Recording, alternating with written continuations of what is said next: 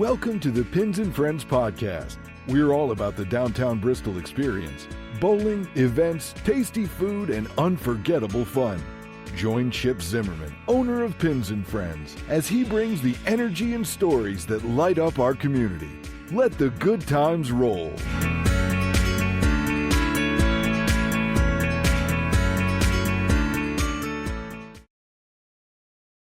Pins and Friends isn't just a local favorite. It's becoming a hotspot for regional tourism, drawing in visitors from all over. But how exactly does this unique entertainment venue contribute to the local economy and tourism scene? Let's take a closer look. Welcome back, everyone. Skip Monty, co-host / producer here, back in the studio with Chip Zimmerman. Chip, how's it going? Good. How you doing, Skip? Doing just fine. And a question at the top of my mind is, you guys probably draw a lot of folks into Bristol because what you do is pretty unique. Tell me more about that. How does Pins and Friends contribute to regional tourism? Yeah, we get a lot of visitors from Southwest Virginia. So I think Bristol continues to be a big draw for those folks living and working in Southwest Virginia. I think we're just another attraction to bring those folks in. Marion, Norton, those communities like that. Happy to have them there and have a good time in Bristol. We're starting to see some people come in from even Johnson City, which is an interesting dynamic. You would think there's plenty for folks to do in Johnson City, but they're saying that they're taking a kind of a break from those activities and coming to our unique downtown experience in Bristol, finding that they kind of prefer that. So we see that. We're also, for the downtown hotels who are competing for guests, we're within walking distance of two of the more prominent boutique hotels in Bristol, the Sessions Hotel and the Bristol Hotel.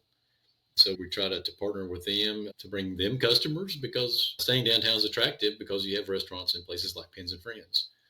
We're also working with hotels even at exit 7, a couple miles north of Bristol. So we're working with them to make sure their guests are aware that there's some unique activities in downtown Bristol and to come on down. Wow. Well, I was going to ask if you collaborated with nearby businesses, obviously the two boutique hotels. Do you guys have like a program or a package that you offer? We just really exposure and just to make sure their guests are aware. We provide them with brochures and certain campaigns we've worked with them, but generally it's just, we want to make sure that if possible, we're on their website saying, here's the things you can do around downtown Bristol while you're on your visit. So, yeah, it's just, I guess, more of an informal partnership, not anything formal or any contracts or anything. But downtown Bristol's a community, and so everybody's trying to help each other out. Very good. Very good. Well, I'm sure there'd be people interested if you had a package, like room and a couple games or dinner and a game. So speaking of that and tourism, do you guys participate or support local festivals and events in Bristol? I know there's a lot. Yeah, being downtown, any activity that's downtown, of course, we try to stay open for those activities. Even if we're not participating, we try to participate as much as possible with the parades. Most notably, we've been in the first 2 Halloween parades in downtown Bristol, which is a unique activity for the area, really. And we try to support the Christmas parades, the small business Fridays or Saturdays, I should say, after Thanksgiving, things like that. So all those type of things we try to support.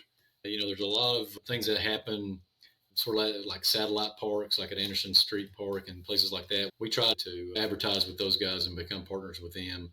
There's a beer fest coming, the 4th of July, family activities that Believe in Bristol and the Chamber of Commerce put on for the community. So we try to be as involved with the community as possible. To have an activity and a business like Pins and Friends, I think it just makes it more attractive for people to spend a whole day or most of their day in downtown Bristol. Oh, yeah. Well, speaking of that, you've got a pretty unique atmosphere there at Pins and Friends. How does that enhance the overall tourist experience? Yeah, I think so. We get a lot of people, we're still waiting for those big busloads of people to come into the casino or something like that, maybe just drop them off right at our door. Just putting that out there, whoever can put buses in Bristol, that would be great. But, we're set up. We can take 150 people, feed them and allow them to bowl and stuff like that. So, we're kind of set up for those intense times where it's crowded. But yeah, I think that you see a lot of people come from out of town You see a lot of people coming even from like mid-Atlantic and the New England states, and they remember growing up with duckpin bowling. And so they are surprised, happily surprised to see that type of bowling still exists and is thriving in downtown Bristol. So, I think that as the word of mouth gets around and people know more about Pins and Friends, I think it'll just become more popular and become a tourist destination of its own, not just downtown Bristol, but Pins and Friends. Absolutely. Well, as Pins and Friends, have you seen a rise in visitors during specific seasons or events? Like I said, I know there's a lot of events in Bristol. Definitely the Rhythm and Roots Music Festival is one of our biggest weekends. There's no doubt. We have literally a captive audience, and that the whole downtown is closed off for pedestrians, which is an awesome thing for the downtown businesses.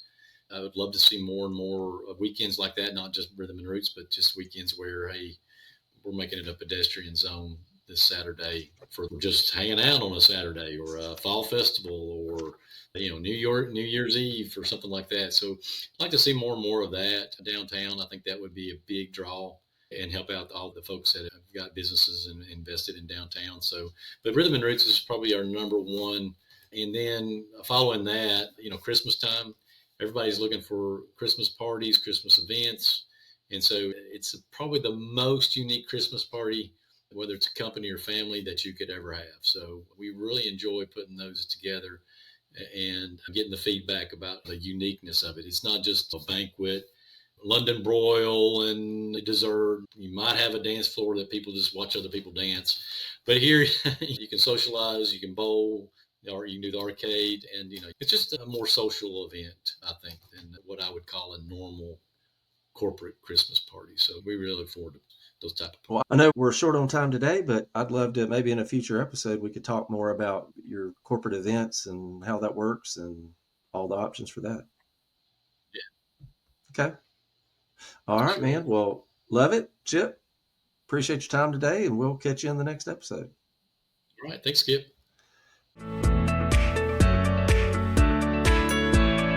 Thanks for being part of the Pins and Friends family. For more fun, check out pinsandfriends.com or visit us at 700 State Street, Bristol, Tennessee. Let the good times roll. See you next time.